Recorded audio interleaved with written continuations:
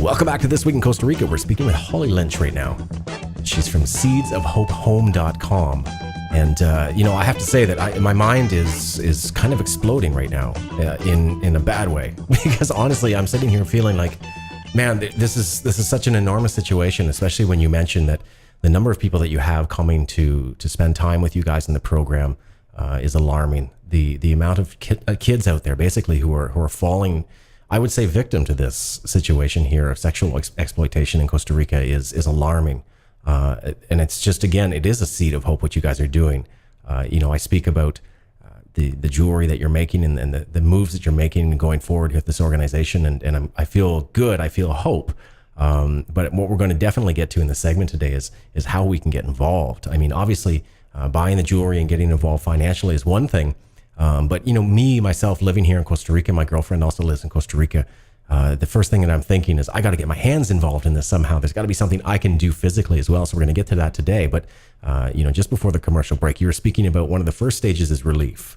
And you mentioned that there are two other stages that you consider, or two other categories that you're putting girls into in this process. What's the second one? So the second is the rehabilitation. Okay. So that's more of the mental, psychological, spiritual stabilization of the girls. So how can we get them not to where they're just not hungry, but to where they realize that they have a purpose and that they have value, and to empower them and restore their dignity. Interesting. Okay, great. And you mentioned spirituality, and you mentioned in the previous segment as well that you felt like you had a calling. There's obviously a spiritual side to this as well that's being brought, yes? Yeah, there is. We are a Christian organization. Mm-hmm. Okay, excellent. I think it's fantastic because you know what? I'm a firm believer that all of life solutions all of life problems have a spiritual solution first and foremost. So I think it's fantastic you guys are approaching it from that way. So we're talking about relief, we're talking about rehabilitation and development. So that development piece is when the girls are more stable, when they realize that they have a purpose, they realize they have a value. It's figuring out which skills does each girl have and how can we use those to empower them. So does a girl want to learn how to sew, and can she sew clothes for the community? Mm-hmm. Does she want to cook? Does she want to work in the tourism industry? Does she want to learn English? Does she want to be a cosmetologist? What skills can we use? Can we develop to help them succeed? Fantastic. You mentioned when we were speaking a little bit during the commercial break that you had a little bit of a stumble in the 2 years of developing, that you guys had an idea that you thought there might be something that would be successful, but it didn't work out quite that way. What were you telling me? Yeah, well, we've had a lot of stumbling. Okay, well, that's normal here. Yeah. There's been a lot of learning curves as we found out what's relevant with the culture. When somebody hears human trafficking or the sexual exploitation of children, which is the terminology we use in Costa Rica, the first answer is, we'll get that girl out of there and rescue her. Mm-hmm. That's my first instinct, is because in Canada, that's the first thing we would do. We would have some sort of social service where children's services come in and get the child removed from the home and into a safe place. But you're saying that's not necessarily the way to do it here? That's what we found out. So we opened one of the first shelters in the history of Costa Rica. Okay. So we worked with Child Protective Services and the health department to get that licensing. And we had the custody of 4 little girls.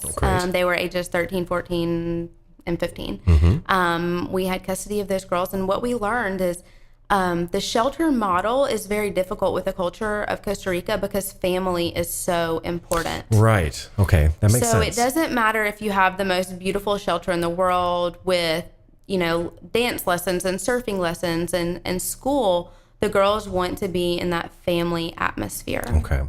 Because, that's really their sense of strength. Mm-hmm. And that's what they're drawing from. I know I've been living in Costa Rica for 8 years now. And the family bond in Costa Rica is one of the strongest that I've seen in my experiences in Latin America, that it's critical. And, it's interesting because when you have a friend or you have a girlfriend or a wife or anything here in Costa Rica, you're not dating the girl, you're dating the family. And it's the same thing when you have a best friend. It's like you get to know his or her family almost immediately. And you start to recognize how important it is that everyone stays close together.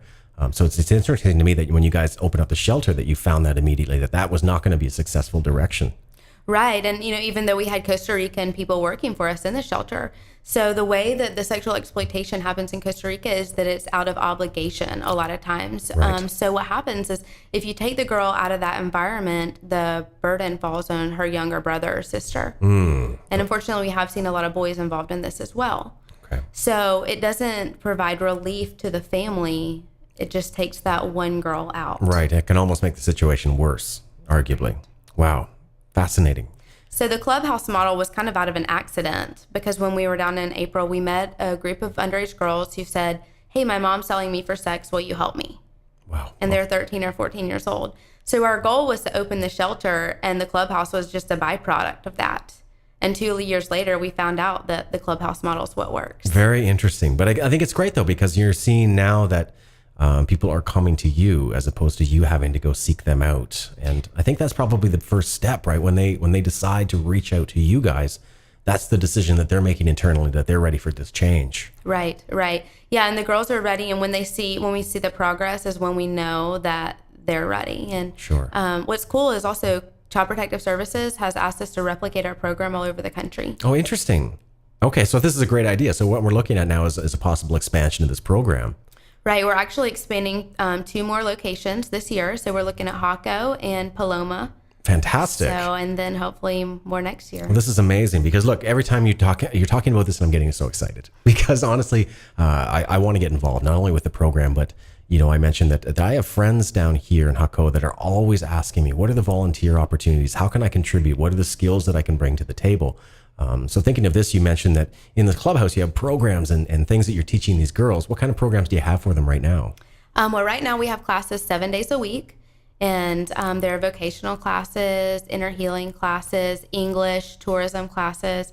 So an opportunity would be to teach classes.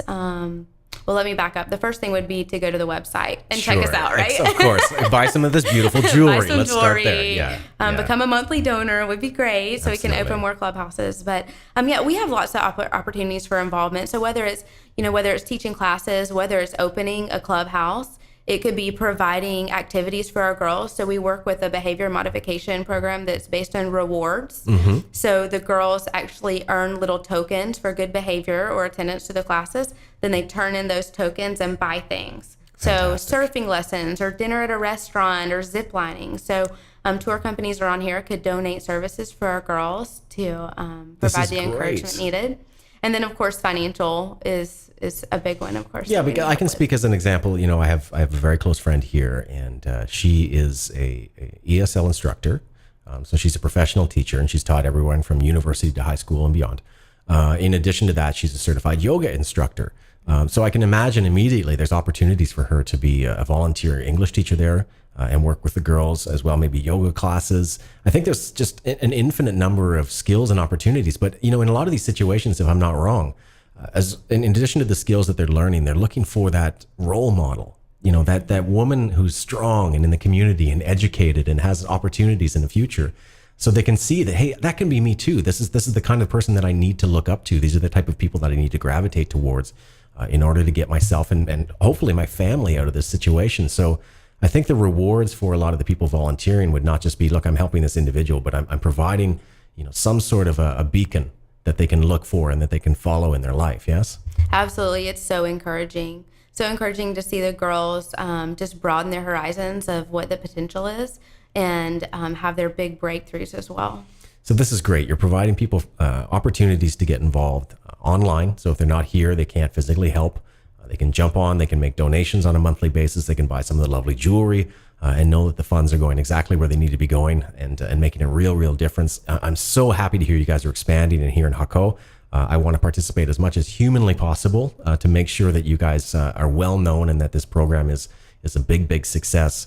And it looks like there's opportunities for people who are here in Costa Rica as well to participate with you guys. What's the best way to reach out to you? The best way is to reach us on our website. Yep, which is seedsofhopehome.com, yes? That's right, or check us out on Facebook as well. That's great, and we're going to follow you there. And Holly, I appreciate everything you're doing. It was super great to meet with you, and I'm looking forward to doing more follow-up on this program in the coming weeks and months. To see how things are going. And of course, anybody who's listening to this radio program or podcast is encouraged. They can write me at info@thisweekincostarica.com, and I will forward that information over to you guys immediately so that people can get involved. Thank you from the bottom of my heart as a member of this community and as somebody who likes to see people coming down here and making a positive change. What you guys are doing is incredibly important. You're raising awareness, I think, where it needs to be raised, and you've certainly opened my eyes. Cool. Thank you. You're very welcome. Thanks so much for coming in. Thanks for having me.